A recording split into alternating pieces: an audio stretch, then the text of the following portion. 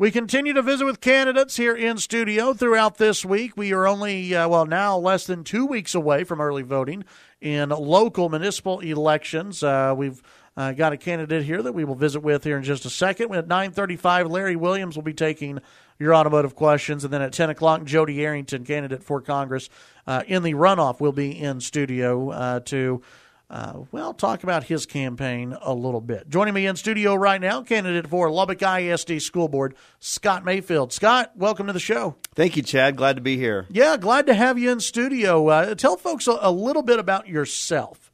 Okay. I am in medical sales, born and raised in Lubbock, and call on OBGYNs for the most part right now. But I've got a wife that's a biology teacher at Coronado, 2 boys at Lubbock High, 1 at Irons, and my parents were both educators in LISD, so I'm steeped in LISD tradition and history. Yeah, absolutely. Why did you decide to jump into the race? Well, actually, one of the current school board members called me and said, this back August, September, said, I don't think Dan Pope's going to run. I think you do well at this. Why don't you think about it? And as you go through that list of excuses, well, I'm too busy, I can't do it, you go through that. And at the end of the day, I went through all those and really couldn't justify a good reason not to do it. And finally, I'm laying in bed one night and I'm like, okay, God, if this is what you want me to do, I'll do it. And so since then, my wife and I have been committed to doing this and doing it as best as possible. Well, very cool. Well, so someone on the school board reached out to you? Yes.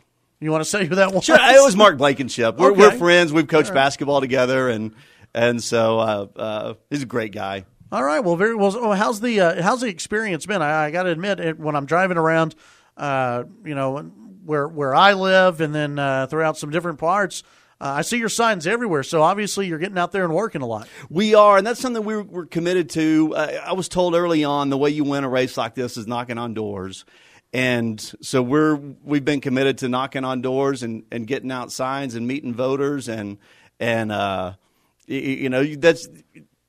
just what you have to do. And this is my first race. I'm very much a novice at all of this stuff, but I'm listening to some people I trust and I'm doing what they tell me to do. So I'm out there knocking on doors trying to meet voters. When running for a position like Lubbock ISD for school board, board of trustees, and you're knocking on all these doors and you're talking to people out there. This is a race, and really this a school board so far in this town. There hasn't been a lot of focus, it seems, especially in the media on what's going on at LISD school board wise. Principals, teachers, all that. Yeah, that gets in the news, but school board wise, it doesn't make a lot of news. It's below even county commissioner, I think, as far as news goes. So when you're talking to voters out there. When voters ask, why does it matter who I vote for? What does it matter who gets elected to school board? What's your answer to that? Well, a couple of things. Number one, I'm committed to not raising taxes. I may lose that vote, but I'm going to do my best to, I will not vote to raise taxes, number one. I'm going to do my best to convince other school board members not to raise taxes as well. Number two, you're entrusting your kids to us. It's your 2 most important things, your children and your money. In that order, and you're entrusting your kids to me, and I'm asking to have oversight of them, and that's a very serious responsibility, and something that I take very seriously, very gravely, that responsibility, and just knowing that I'm charged in a very big picture with making sure those kids are ready for the next level, whatever that next level is. And that's one of the things I want to make sure we're graduating students that are either prepared for college, that are prepared for vocational, for career, for military, whatever that next step is for them. I want to make sure that we've done all that we can to prepare them for that. You said earlier, and I noticed on your campaign literature, the no tax increase. That's usually, I think that's right around number one, right, as one of the underlying deals. When it comes to a no tax increase, does that mean when it comes to a bond election that's been floated, or at least it's been talked about, an idea of a bond election being floated soon over at Lubbock ISD? Does that mean that you would only support a bond election that doesn't raise taxes, or that you won't support a tax increase that the voters themselves won't vote for? Well, okay. Because some bond elections, they may require we don't know yet what this bond election will look like, but some bond elections, they have, they do increase taxes, right. But the voters are the ones who voted for that tax increase. Is that a type of tax increase that you would support? Or would you say, I want a bond election that doesn't have a tax increase, period? I would go for number two. I don't want to increase taxes in any way, form, or fashion. I think our people are taxed enough already. We just need to make sure we spend that money wisely. And somebody asked me the other day, well, do I support the bond package in the fall? And I've said, well, actually, there's not a package. There's not a hard proposal of these are the list of things we're going to do. So as of right now, I obviously I couldn't support a bond package without knowing what's in it. But I'm very encouraged by our last bond package. I think the folks that headed that up did a great job. I think Burl does a great job. Teresa Williams, Jeff Baum. I think those are people I trust. And when you look at that last bond package, there are some things that I weren't exactly crazy about in there, but for the most part, they've been extremely transparent with that bond. They spent the money the way they said they were going to spend the money, and a lot of people said, "Well, you can't do a $250 million bond package and not raise taxes," and they did. And so that gives me a lot of encouragement, a lot of hope for this next bond package. What were you not thrilled about in the last bond? And because you have insight into what Lubbock ISD needs, so what do you think the next bond? If you could wave a magic wand and say this is what needs to be in the bond, what needs to be in the bond, and what doesn't need to be? Well, there's so many. Our schools, average age of our schools is I think 55 years old. We've got old buildings. There's a couple of them that may need to be torn down and rebuilt. Do we refurbish an old building for $9 million? Do we tear it down and build a new one there for $15 to $16 million? That's a tough call because then you still have an old building that you just spent $9 million on. And what's the best bang for your buck long term? I've also been told that we could spend $80 million is roughly the figure that's been thrown out there to not raise taxes. Anything under $80 million, we wouldn't have to have a tax increase. But that we could spend that much on roofs and parking lots for all of our facilities. And that's it. And a lot of schools need new windows and new insulation. There's a ton of little things that you don't think about as far as educating kids. A new roof isn't exciting, as far as improving education. But if you don't take care of that, then, you've got a crumbling school that's that hurts education. Well, let me ask you this. For folks who, maybe they don't look at Lubbock ISD a lot. Mm-hmm. They don't hear about the budget process, all of that. When you talk about replacing windows, fixing parking lots, stuff mm-hmm. like that, I think for a lot of people they go, it sounds like general maintenance. Mm-hmm. Is that not already covered in the budget, or how does that work?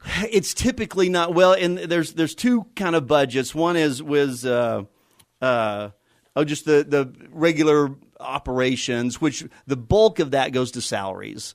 And then Sodexo, the custodians and cafeteria workers. So between teachers and that's about 90% of that budget. There is a little bit in there for maintenance and continuing maintenance, but really there's not a lot. And I know there's talk of moving some. There's 19.5 cents that goes to our bond package now. There's talk of moving some of that over into the operating budget in order to help us get some more funds from the state. So there's some, there's a lot of talk going on about how do we best position ourselves to maximize our state funds, maximize our federal funds, and at the same time, take care of all the needs we have. And it's not an easy job. By any stretch, it's very, very tough. We're visiting with Scot Mayfield, candidate for Lubbock ISD School Board. Let's do it. Can you hang out for one more segment? Sure. Okay, let's take the break. When we come back, we'll continue our conversation with Scot Mayfield, candidate for Lubbock ISD School Board. here in studio. All right, Chad Hasty Show, News Talk 790 KFYO. Scot Mayfield, Scott with one T. It makes you unique. You have one T in Scott. So when you're looking up Scot Mayfield, don't put in two T's. Don't do that. That's right. You'll find somebody else. Yes. Yeah. Scott, tell folks a little bit as far as this race, because you're running for School Board District 5 is the race you're running for. The future of LISD, and everyone always talks about the future. Future. What do you believe the future of LISD looks like? Well, in so many ways, we are an inner city district. Let me correct my English. We have a very high Hispanic population, very low income population. About 67%, roughly 2/3 of our students are low income or qualify for free and reduced lunch, and that's kind of how you define that. We've got a tough road to hoe going forward, but I love LISD. I think we've got so many positives. I think we offer so many more things than our surrounding school districts. We've got great teachers. We've got great programs. We're in good shape financially. Not great shape, but good shape. So, I'm very bullish on LISD. The common thought, I guess, is that you have a bunch of kids fleeing LISD, a bunch of parents fleeing LISD, going to Cooper, going to Friendship, going even out further than that.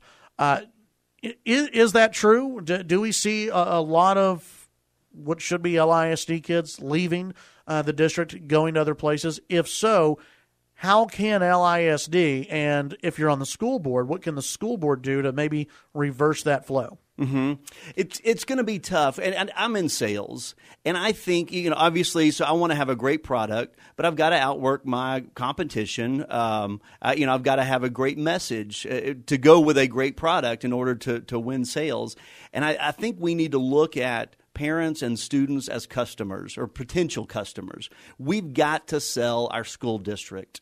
And I think we do a pretty good job of that now. I think we're losing in some ways to some of our surrounding school districts. When you match up though the economics of a school, you take any of our schools on the southwest side, they match up to any Cooper, Friendship, Shallow Water. Exactly. It's the same student base. When you look at say a Cavazos, lower income, high minority population, we don't really have a good school to match up with them in a apples to apples comparison. When you compare that school to similar schools around the state, Cavazos blows those schools out of the water. So we're doing a great job. I just think we need to do a better job of selling ourselves to parents, to students, and really even to ourselves, to inside the district, to our teachers, to everybody within the district. I think we need to continue to try to sell ourselves. One of the other things that I noticed on one of your campaign flyers was testing. What are your views on testing? This has obviously been a big topic in the educational field for a while.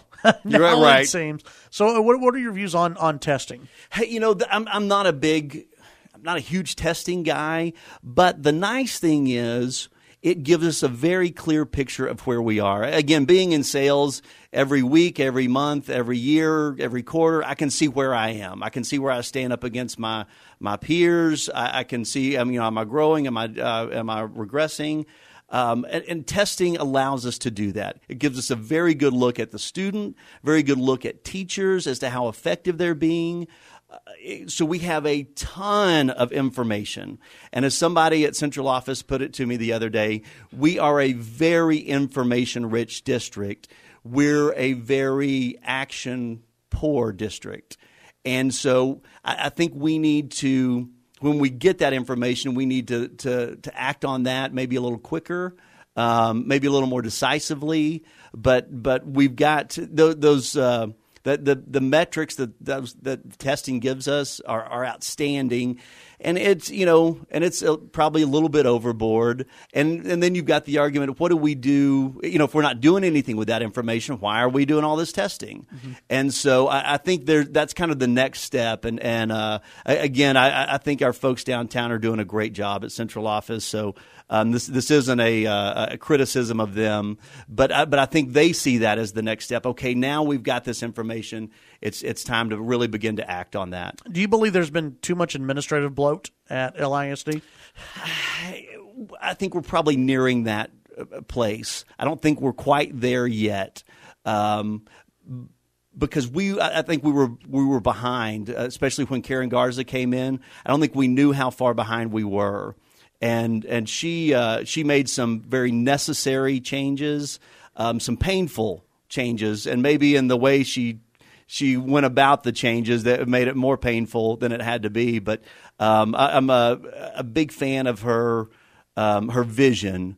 And again, I think Burl has a similar vision, but a much more tactful way of getting there.